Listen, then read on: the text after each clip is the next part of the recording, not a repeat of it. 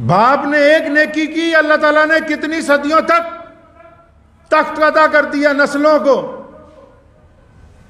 एक महीने में ही उसी दरबार का बादशाह बन गया। अल्लाहु अकबर।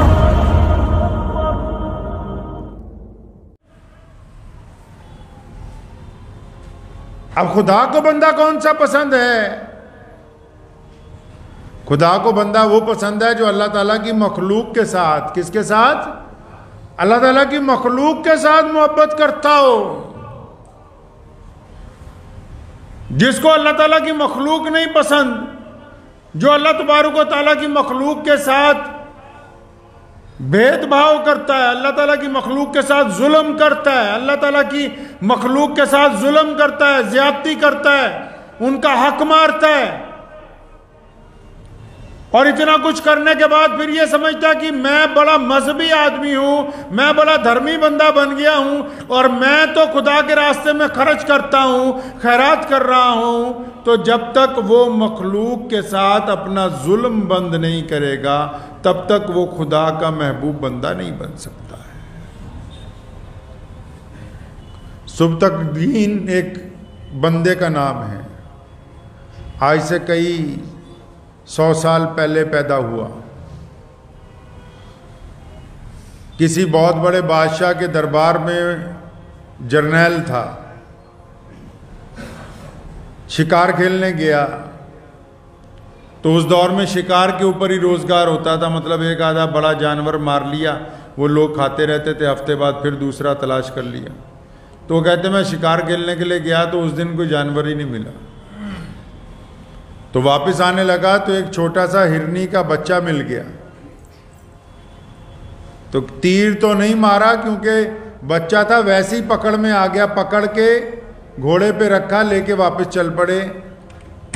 और फरमाते हैं कि जब मैं अपने कस्बे में, अपने शहर में दाखिल हो रहा था तो एक जगह रुका नमाज के लिए, वज़ू के लिए। अपना घोड़ा जब मैंने रोका तो जब उससे उतरा तो उस बच्चे को बांध दिया एक जगह। तो मैंने क्या देखा कि उस बच्चे की माँ जो है हिरनी, वो भी पीछे पीछे दौड़ती दौड़ती वहां तक आ गई। अब दो तरह के लोग होते हैं ना, अक्सर शिकारी जो होते हैं वो कहते हैं कि जब ये आ गया तो इसके पीछे पीछे इसकी माँ आ गई, मतलब बड़ा शिकार भी साथ में ही मिल गया है। चोर चोरी करने जाता है, उसका इरादा होता है इस घर में थोड़े पैसे, जब ज्यादा देखता सोचता बड़ा हाथ लग गया आज। तो सुब्तगदीन जो थे, जब उन्होंने देखा कि उसकी मां भी पीछे पीछे आ गई तो उनके दिल में ख्याल आया, 5 वक्ता नमाजी थे, तो ख्याल आया दिल में कि यार देखो इसकी मां पीछे पीछे यहां तक आ गई है। अब ये तो गैरत की बात नहीं है ना कि मैं इसकी मां को भी पकड़ लूं। ये तो तरीका नहीं है कोई समाज का कि कोई बंदा किसी को छुड़वाने जाए तो उसको भी पकड़ लिया जाए।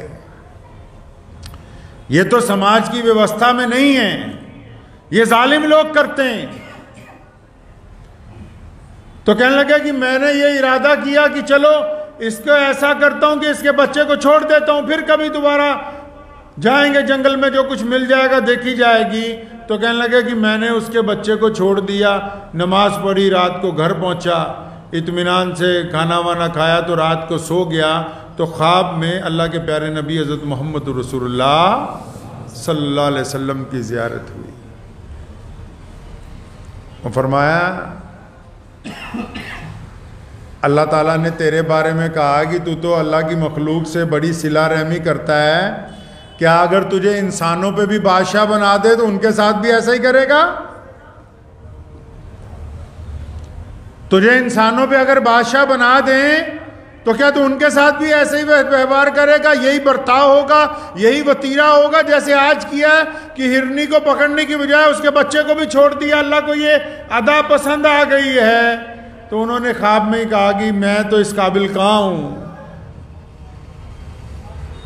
आपकी ज़ियारत हो गई सल्लल्लाहु अलैहि वसल्लम की, मेरे लिए तो यही बड़ी बात है। फरमाते आँख खुल गई, 1 महीने में ही उसी दरबार का बादशाह बन गया। और ये सुबह दिन जिनका मैं नाम ले रहा हूँ कोई मामूली आदमी नहीं है। तारीख़ इस्लाम के सबसे मशहूर बादशाह सुल्तान महमूद गजनी के वालिद हैं ये कोई नस्लन बादशाह नहीं थे, नस्लन बादशाह नहीं थे।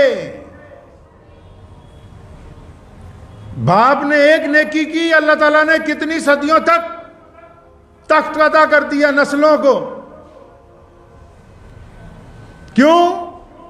क्योंकि अल्लाह तबारक व तआला की मखलूक के साथ नरमी की है, अल्लाह ताला की मखलूक के साथ सिला रहमी की है। मोहम्मद रसूलुल्लाह सल्लल्लाहु अलैहि वसल्लम ने बारहा सिर्फ इंसानों के साथ नहीं, रसूलुल्लाह सल्लल्लाहु अलैहि वसल्लम ने जानवरों के साथ, यहां तक सहाबा को फरमाया कि जब किसी बस्ती में जाओ खेतियों को नुकसान ना पहुंचाना, यानी पेड़ पौधों को आग मत लगाना। लोगों का रवाज था कि जब कोई मुल्क फतह करते थे मकान, खेतियां, दरख्त सब जला देते थे ताकि दूसरों पर खौफ डाला जा सके।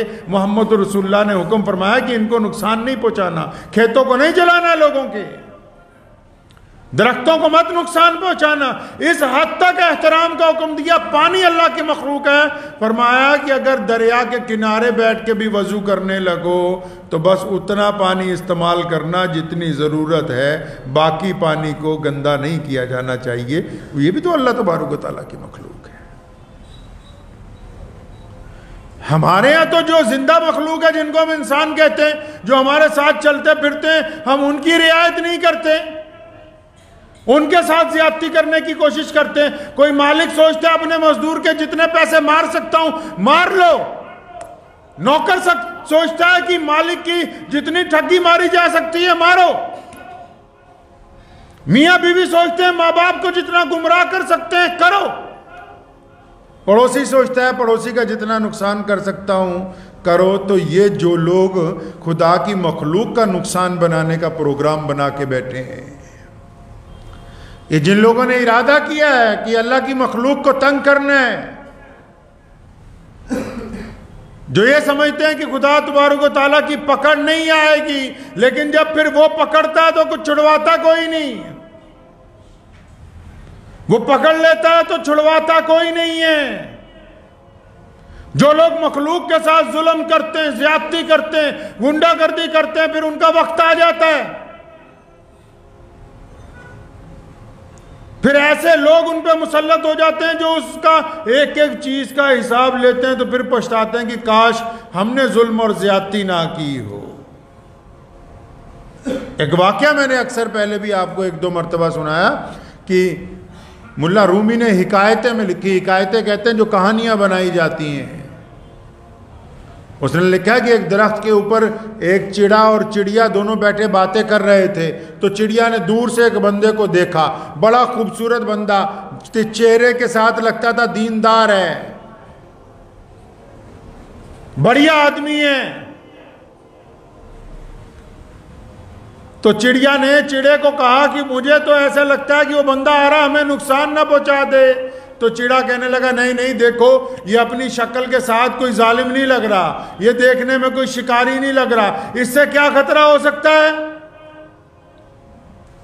इसके हाथ में तीर कमान नहीं है, दूर से जरा ध्यान से देखो कि इसके कपड़े भी वैसे नहीं है शिकारियों जैसे, कोई बात नहीं, हम लोग आपस में यहां से उड़ने की जरूरत नहीं है, ये गुजर जाएगा। अभी बात ही कर रहे थे कि एक तीर आया, वो चिड़े के लगा और अपने साथ ही चिड़े को ले गया। चिड़िया ने जाके बादशाह वक्त की अदालत में मुकदमा कर दिया कि फलां आदमी ने मेरे चिड़े को मारा है। जब अदालत लगी, गवाह बुलाए गए, साबित हो गया कि वाकई इस बंदे ने चिड़े को मारा। तो बादशाह ने चिड़िया से पूछा था कि इस बंदे को क्या सज़ा देनी है, क्या इसको भी मार दें तीर मार के। उस चिड़िया ने जो बात कही वो बड़ी कीमती, कहने लगी मैं इससे इस बात का बदला नहीं लेना चाहती हूँ कि इसने चिड़े को मार दिया।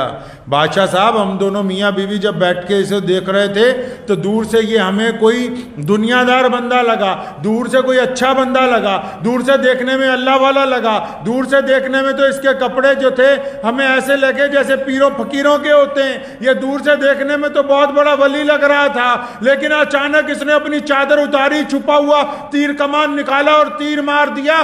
बादशाह साहब मैं ये अब चाहती हूं कि एक कानून बनाया जाए कि जो शिकारी है वो शिकारियों वाले कपड़े पहने, ताकि कोई देख के धोखा ना खा सके कि ये बेईमान आदमी जो हैं वो दूसरों को भेष बदल के धोखा दे जाते हैं। ये तय होना चाहिए, शिकारी शिकारियों वाले कपड़े पहने, पुलिस पुलिस वाले कपड़े पहने, ईमानदार ईमानदारों वाले पहने, ताकि उनके कपड़ों से उनका किरदार तय होता है। सफेद लिबास में अगर कोई डाकू बन जाएगा तो इसका मतलब वो अपनी कौम को धोखा दे रहा है। सफेद लिबास पे उसने बड़ी कीमती बात कही, कहने लगी ऐसा कानून बना दो ताकि दोबारा कोई इनसे धोखा ना खा सके। मुझे उम्मीद है कि आपको ये वीडियो पसंद आई होगी। अगर पसंद आई हो तो ये आप अपने दोस्तों के साथ शेयर करें और इस चैनल को सब्सक्राइब जरूर करें।